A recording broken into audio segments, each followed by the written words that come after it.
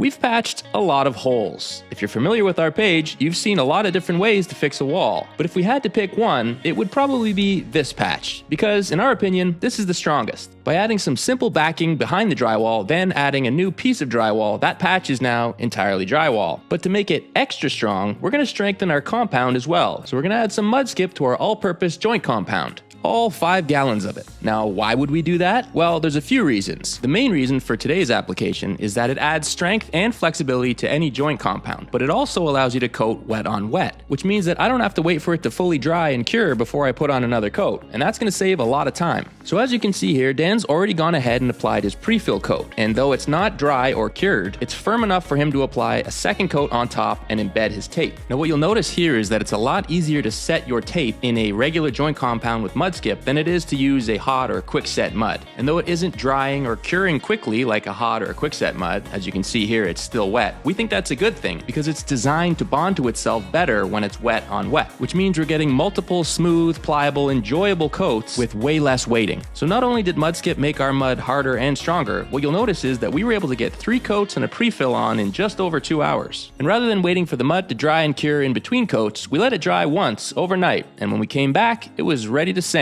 And what you'll notice is, because it's just fortified, regular, all-purpose compound, it sands really easily. And if sanding isn't your thing, you could even mist it, then re-trowel it, and skip the sanding altogether. But the point is, it's done, and so are you. A primer coat and a few top coats, that patch is gone, you'll never know it was there. And because we used Muddskip, we know it's not going to shrink or crack. So go ahead and mix little batches of crusty mud if you want. We'll stick to the skip.